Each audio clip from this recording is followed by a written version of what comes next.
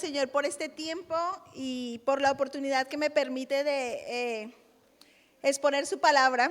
Y como siempre os lo digo, lo hago con mucho temor y temblor delante del Señor y de vosotros. Así que yo pido que en esta mañana el Espíritu Santo toque nuestras vidas, nos anime, nos aliente, nos vivifique, nos restaure y sobre todo que nos transforme. Así que os voy a contar una historia. Cierto día muere un artista muy famoso. Este realizaba obras de arte, esculturas y pinturas, y se anunció que realizaría una subasta para vender todas sus obras más valiosas, lo que atrajo una gran cantidad de personas, expertos en el arte. Y llegó el momento de comenzar esta subasta e inició con la venta de un cuadro, pero era un cuadro que no tenía para los ojos de las personas ningún tipo de valor.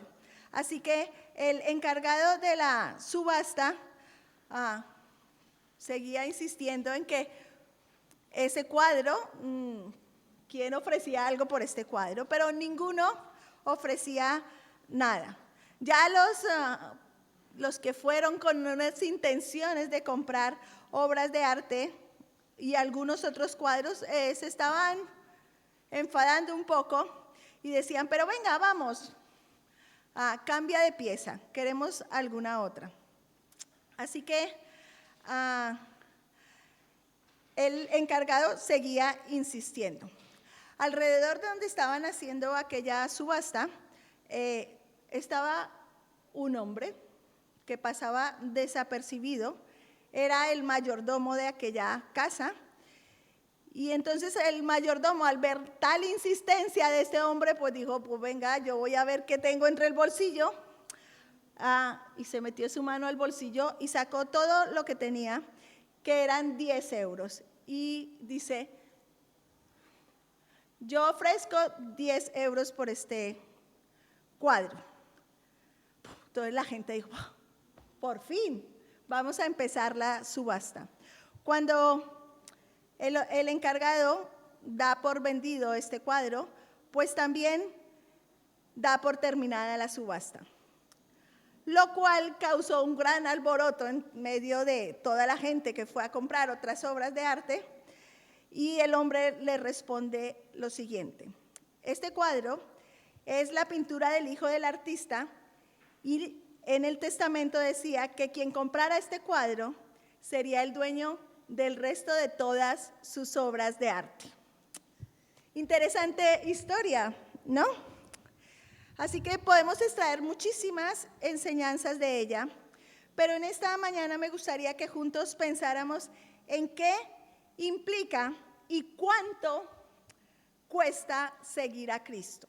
Desde que hemos empezado este tiempo dominical, hemos estado dando pasos hacia llegar a esto. ¿Qué implica seguir a Cristo, cierto? Hemos estado cantando, iniciamos cantando, hoy puedo danzar con libertad, y a veces no entendemos eso, porque ni siquiera sabemos o no nos imaginamos, aunque creemos que sí, la magnitud o lo que cuesta seguir a Cristo.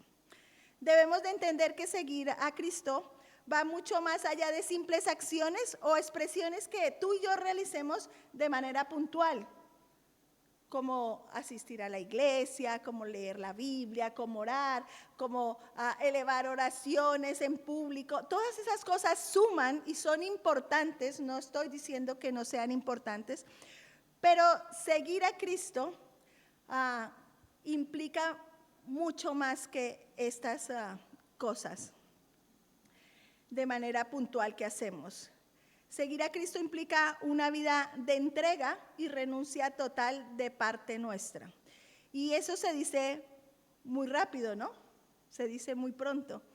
Pero vivir una vida de entrega y de renuncia total por nuestra parte es muy complicado. O no sé si es a mí la única que me pasa, ¿no? Bueno, Ya me tranquilizo un poco. Así que me gustaría que fuéramos a Mateo capítulo 16, versículo 24.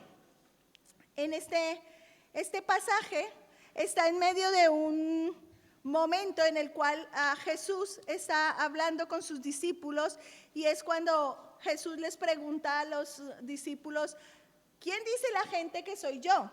Y en ese momento Pedro contesta y dice, Pedro le dice: nosotros decimos que tú eres el Hijo del Dios viviente. Y es cuando Jesús le contesta: bien, Pedro, no te lo ha revelado carne ni sangre, sino mi Padre que está en los cielos. Y en ese mismo pasaje, en ese mismo contexto, también es cuando Jesús anuncia que tiene que ir a morir. Y ese mismo Pedro, que antes declara que él es el Hijo del Dios viviente, pues le dice: venga, Jesús, ¿cómo se te ocurre ir a morir? No, tú no deberías de morir. Y después de eso, cuando Jesús tiene que reprender a Pedro, aparece este texto, Mateo 16, 24, y dice: si alguno quiere venir en pos de mí, niéguese a sí mismo y tome su cruz y sígame. La Nueva Traducción Viviente es un poco más específica, dice: si alguno de ustedes quiere ser mi seguidor, tiene que abandonar su propia manera de vivir, tomar su cruz y seguirme.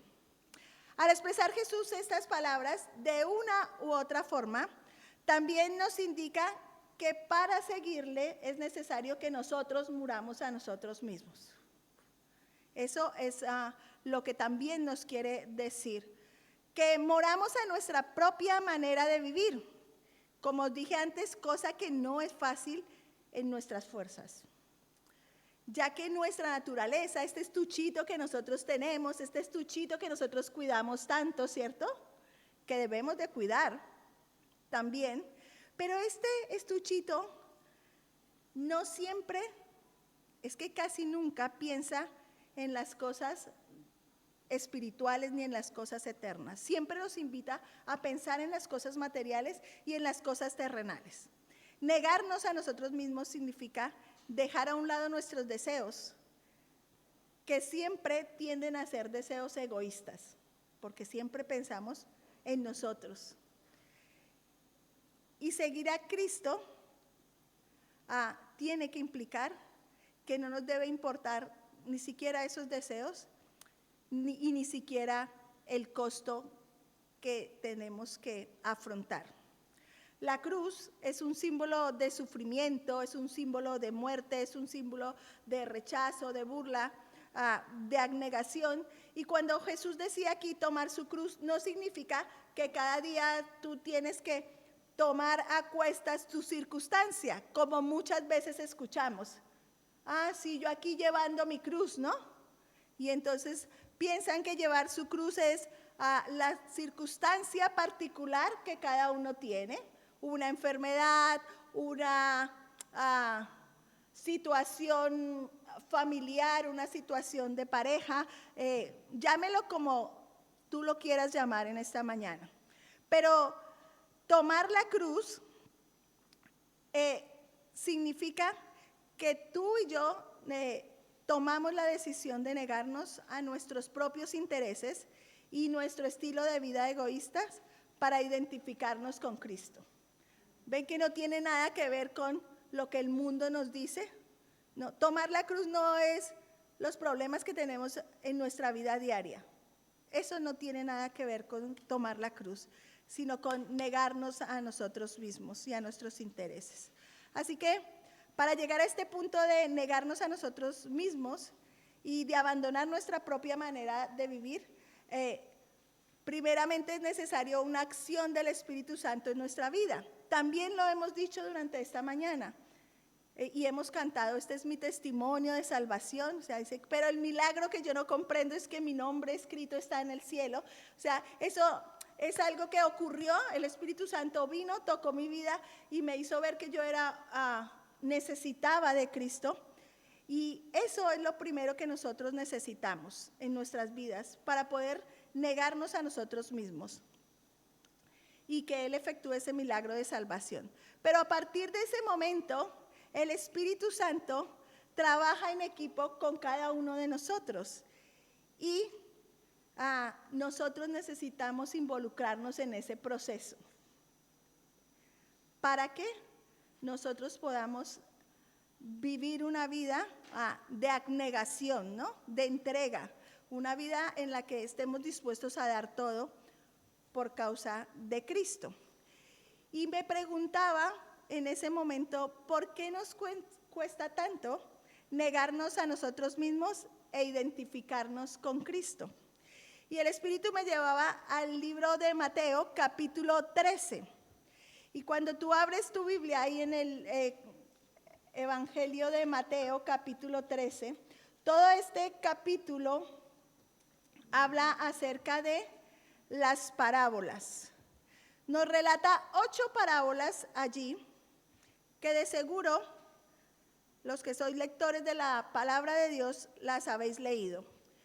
Nos indica el propósito de las parábolas y nos explica un par de estas parábolas que está allí. Y en este pasaje encontré una razón por la cual nos cuesta negarnos a nosotros mismos.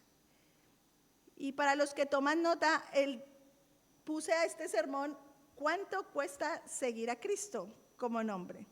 Y nos cuesta seguir a Cristo porque desconocemos en primera instancia qué es el reino de Dios y lo que implica para nuestras vidas. Cuando pensamos en el reino de Dios, antes de tomar la cena, cantamos el Padre Nuestro, todos nos lo sabemos, ¿no? ¿Cómo empieza? ¿Os escucho?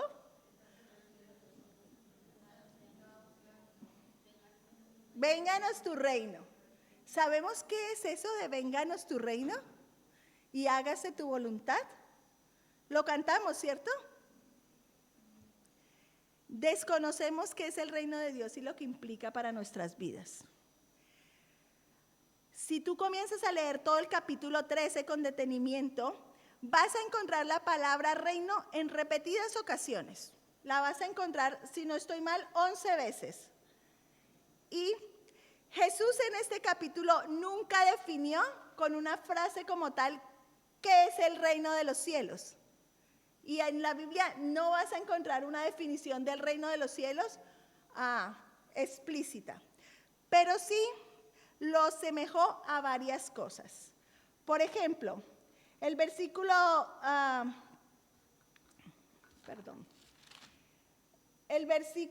24 dice, el reino de los cielos es semejante a un hombre que sembró buena semilla en su campo.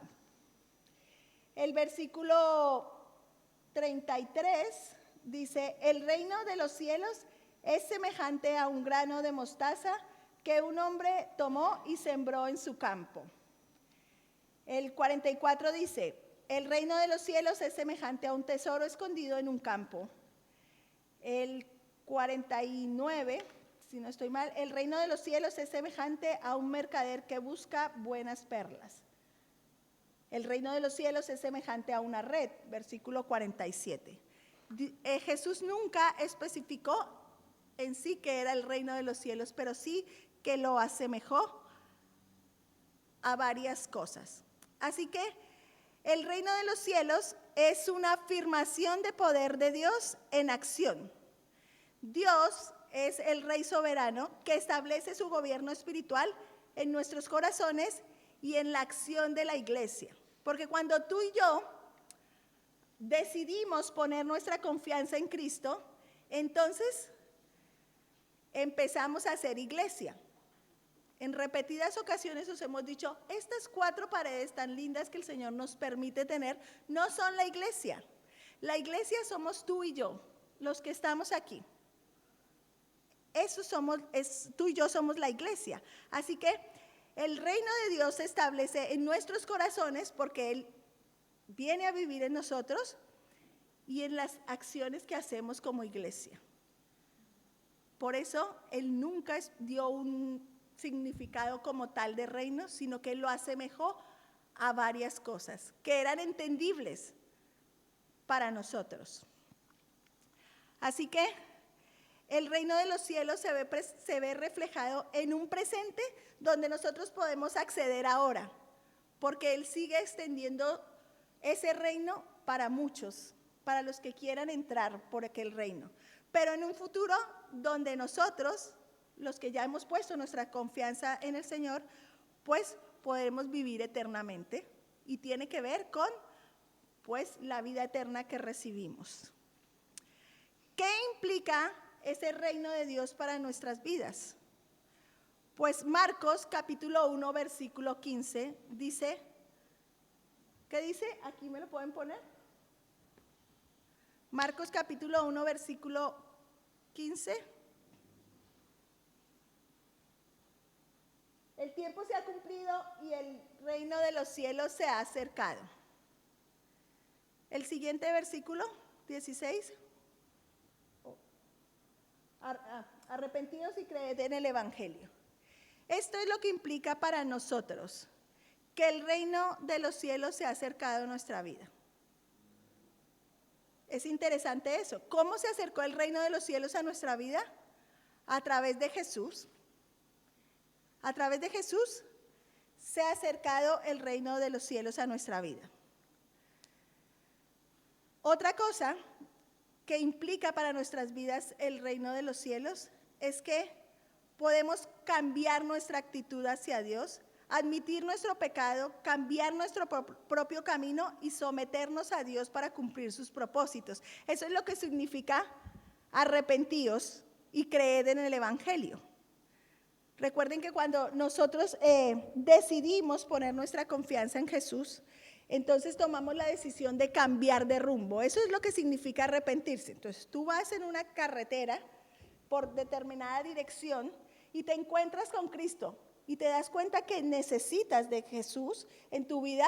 Entonces tú dices, vale, Señor, yo voy a confiar en ti, voy a confiar en lo que tu palabra dice, pero no sigo mi camino en esa misma dirección, sino que cambio de rumbo y comienzo a vivir una vida conforme a los propósitos de Dios. Eso todos lo sabemos, o la gran mayoría, pero eso es lo que significa arrepentirse, cuando yo me encuentro con Jesús y cambio mi vida.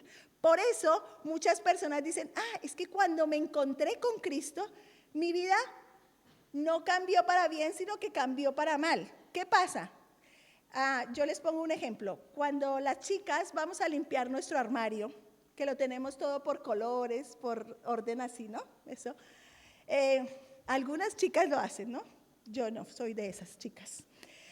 Cuando queremos organizar nuestro armario, ¿qué hacemos? Sacamos todo, ¿no? ¿Cierto? ¿Soy de las mías o no? Sacamos todo y comenzamos a organizar. Claro, en medio de ese organizar se arma un caos, ¿no? ¿No? Sí, cierto que sí, se arma un caos. O vamos a limpiar la cocina, o cuando los chicos van a lavar el coche, ¿cierto? Tienen que desmontar todo y se forma un caos. Pues eso pasa cuando yo me encuentro con Cristo, entonces el Señor comienza a mostrarme cuál es mi pecado, entonces yo cambio de rumbo. Y mientras comienzo a organizar, pues entonces comienza a desestabilizarse un poco la cosa, pareciese, pero comienza el Señor a organizar mi propia vida. Y eso es lo que acontece. Por eso mucha gente dice, es que, claro, como iba bien, me encontré con Cristo y claro, pues dejé mis malos hábitos y pues claro, si tú robabas, pues claro, ahora tendrás que trabajar para vivir, ¿no? Y mientras encuentras un trabajo, pues claro, estamos poniendo cosas exageradas, pero esa es lo que implica tener a Cristo en nuestras vidas. Implica el arrepentimiento, pero también implica creerle y creer lo que Él dice en su palabra. Y tal vez tú dirás, Elizabeth, yo me arrepentí hace tiempo. ¿Sabe qué? Soy creyente hace no sé cuántos años. Y sí, yo te creo. Pero es necesario a veces que recordemos lo que implica el reino de los cielos para nuestras vidas. Y que no solamente tenemos que arrepentirnos una sola vez. La obra de Cristo en la vida de nosotros, cuando nosotros decidimos poner nuestra confianza en Él, evidentemente Él nos perdona. Nuestro pastor leía ahora, antes de la cena, un texto en Isaías. Y en aquella cruz Jesús llevó todos nuestros pecados. Isaías también dice que Él transforma nuestros pecados y los pone blancos como la nieve. También hay otro texto que dice que Él toma nuestros pecados y lo tira a lo más profundo de la mar y no se vuelve a acordar de ellos. Evidentemente el perdón es inmediato, pero aquí usted se baña todos los días, ¿cierto? Pues exactamente pasa lo mismo. Nosotros tenemos que ir todos los días al Señor. Oh, Señor, hoy metí la pata. Porque es que este estuchito que tenemos tiene todavía tendencias y nosotros tenemos que mantenerlas al raya, mantener nuestras cuentas cortas con el Señor. Y cuando no hacemos eso, pues comenzamos a acumular nuevamente cosas y dejamos de experimentar lo que implica el reino de Dios para nuestras vidas. De hecho, la Escritura habla de que muchos han apostatado de la fe. ¿Y por qué? Porque poco a poco van dejando de bañarse diariamente. ¿Y sabe qué pasa cuando uno no se baña diariamente? Comienza a oler mal. Y a veces, cuando ya nosotros nos acostumbramos a nuestro olor, pues no nos damos cuenta que la gente del lado sí lo está viendo, o oliendo, mejor dicho. Y así pasa cuando no mantenemos las cuentas cortas con el Señor. Creemos que vamos oliendo a Chanel y no, estamos oliendo a otras cosas menos al olor de Cristo. Así que el reino de los cielos implica para nuestras vidas que Él se ha acercado y que podemos cambiar nuestra actitud para con Dios. La segunda cosa que encontré de por qué nos cuesta tanto negarnos a nosotros mismos es porque tenemos en poco la función que nosotros desempeñamos dentro de ese reino. Nuestra naturaleza siempre nos invita y nos gusta a tener buenos puestos de trabajo, ¿cierto? Donde menos haga, mucho mejor, ¿cierto? Porque donde menos haga, solo que tenga que firmar algunos papeles, ¿cierto? Menos esfuerzo, mucho mejor. Pero nosotros a veces tenemos en poco la función que como hijos de Dios tenemos. Y es que la primera función que tenemos es que tenemos el privilegio y la responsabilidad de buscar constantemente en su palabra y en su presencia los propósitos y normas para nuestra vida diaria. O sea, mirar, nuestra primera función es primeramente para con Dios y que nos beneficie a nosotros. ¿Por qué? Josué 1:8 dice, nunca se apartará de tu boca este libro de la ley, sino que de día y de noche meditarás en él, para que guardes y hagas conforme a todo lo que en él está escrito, porque entonces harás prosperar tu camino y todo te saldrá bien. O sea, no hay vuelta de hoja. Esta semana hemos estado haciendo limpieza en casa y entonces he tirado un mogollón de papeles que hay, pero dentro de esos papeles encontré un escrito que una de mis hijas había hecho, no sé, 2014 creo que decía, y me llamó la atención algo que decía y decía, con mi mamá hay que tener fe o tener fe. Dentro de muchas cosas más que decía, ¿no? Y este texto de Josué 1:8 es como eso que mi hija escribió en aquel momento. O sea, nunca se apartará de tu boca. O sea, no hay opción, amados, no hay opción. Esto tiene que ser lo principal en tu vida. Y ya sé que a veces cuesta leerla, porque a mí me costó establecer un hábito de lectura y hacer devocionales con el Señor. ¿A ustedes no? A mí me costó un montonazo, pero lo logré. Así que nuestra primera función es un privilegio y una responsabilidad de poder estar en la presencia de Dios cada día. para encontrar los propósitos y los planes de Dios para nuestra vida. ¿Saben qué es lo que hace que las personas se mantengan en un lugar? La presencia de Dios. ¿Sabe que cuando alguien entra por esa puerta debe experimentar la presencia de Dios en este lugar? Y la presencia de Dios no se queda aquí en el altar toda la semana guardada. No, la presencia de Dios la traemos tú y yo, que estamos constantemente durante la semana buscando al Señor. Pero si tú no haces eso durante la semana y haces otras cosas que son lícito que las hagas, como trabajar, como estudiar, pero esas otras cosas que no te ayudan a buscar la presencia de Dios, cuando tú vienes a este lugar, ¿qué puedes traer? Entonces por eso mucha gente, ay, ese culto, hoy no sentí nada, hoy no pasó nada, hoy igual de aburrido como siempre. Pues la culpa no es de quien está arriba, ni de quien está abajo a tu lado, la culpa es tuya porque no has buscado ni has ejercido esa función que tienes dentro del reino.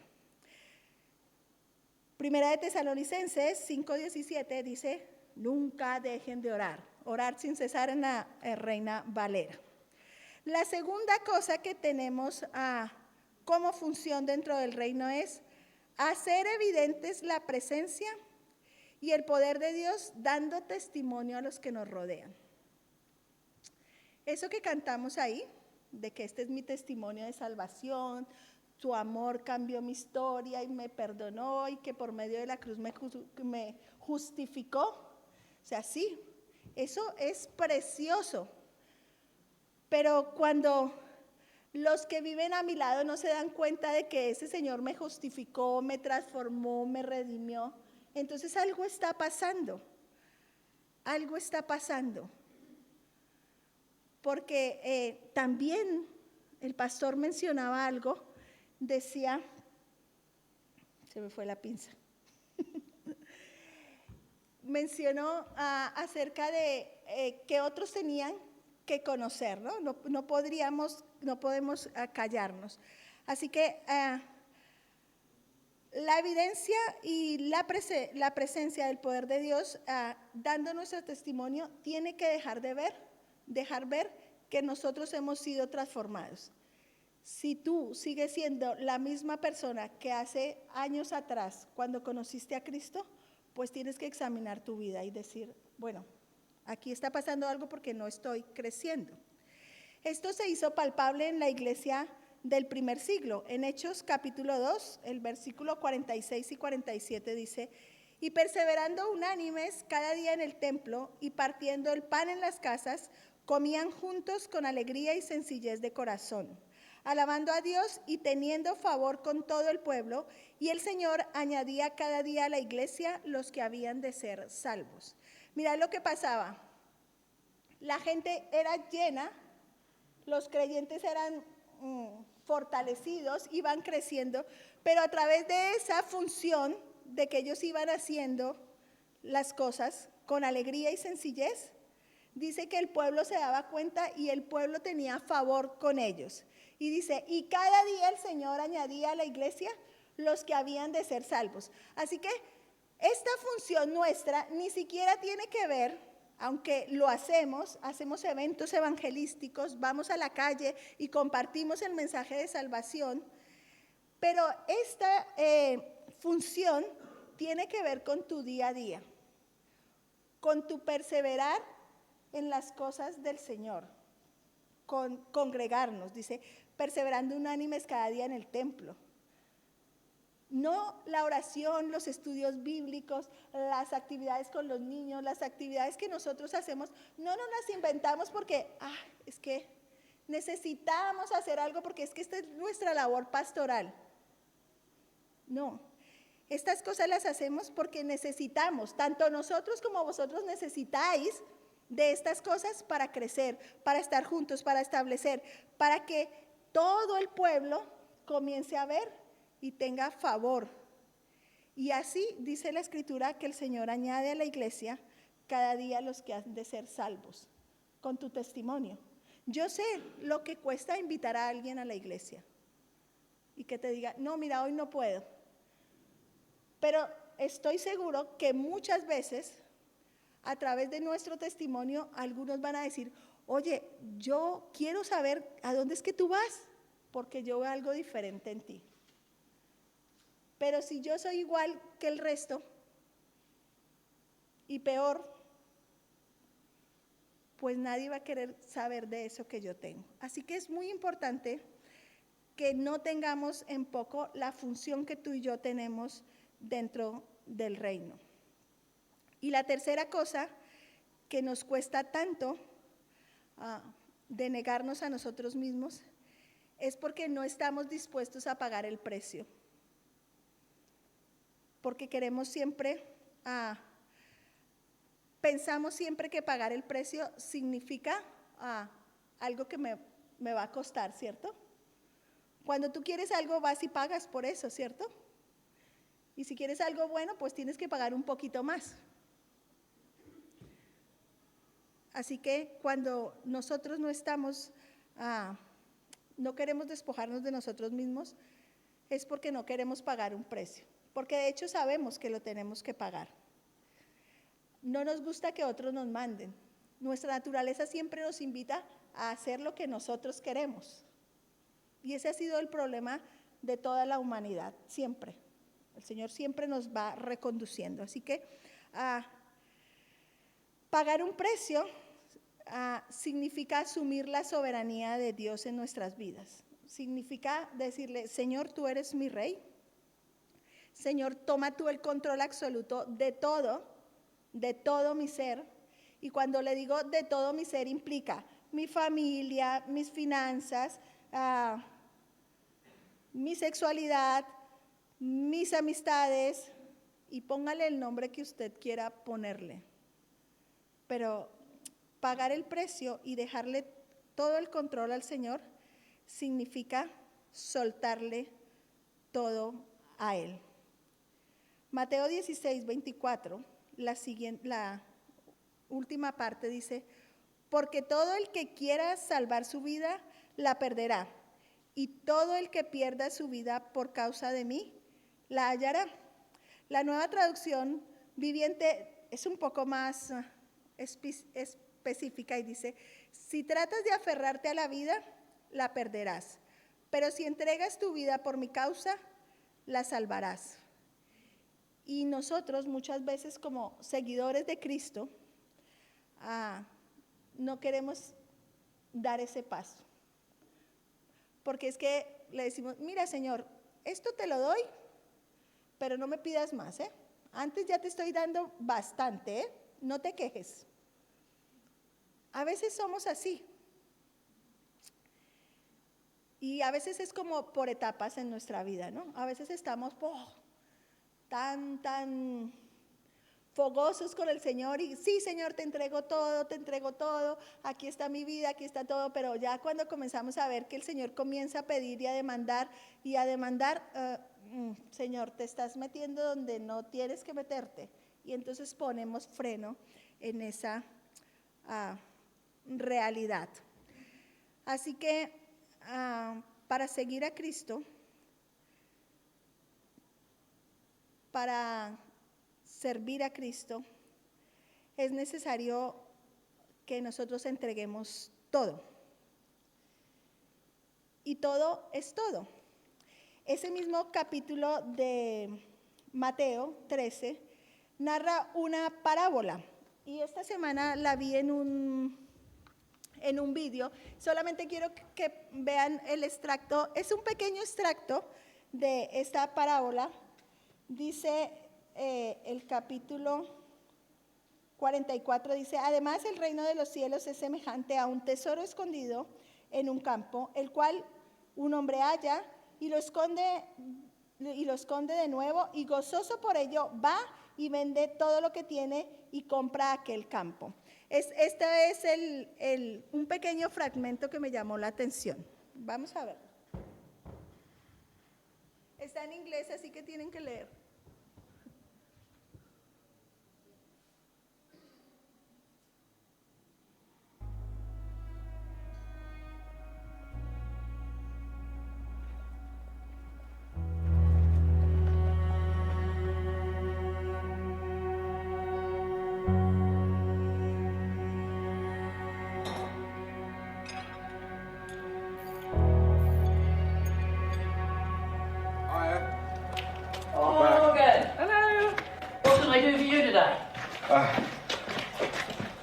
like to make you an offer. Ooh, certainly.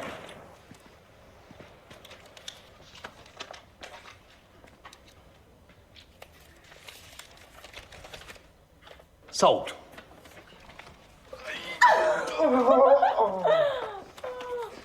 And you'll be wanting the deeds, I assume. Thank you. Well, I never told you my name. Oh, I always make it a priority to know the names of those I'm doing business with. And those I'm not. By the way, we found something. I know exactly what's in my fields. Who do you think put it there for you?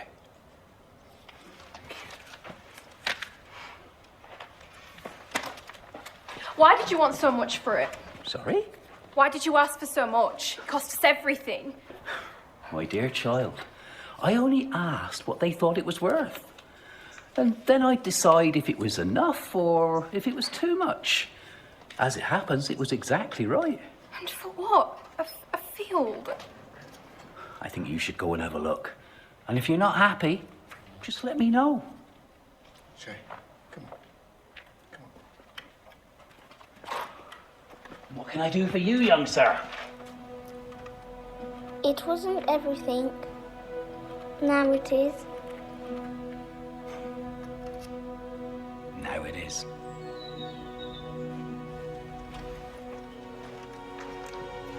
Bien, solo quería que vieran ese pedacito.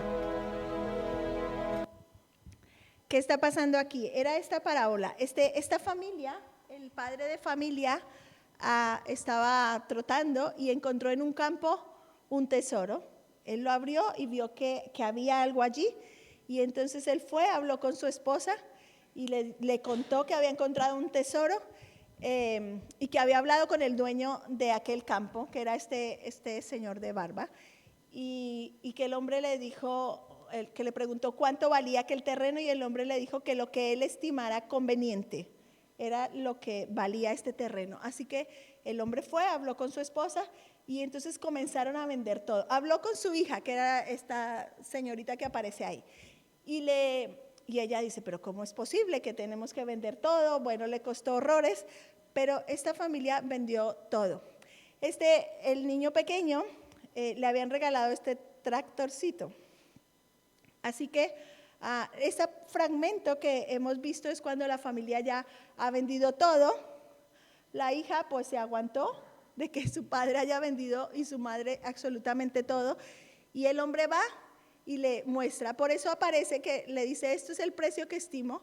Y este hombre le dice que está de acuerdo, que él sabía todo. El hombre le dice, mira, es que hemos encontrado algo ahí. El hombre, tranquilo, sé qué es lo que hay perfectamente en mis campos y sé con quién hago negocios.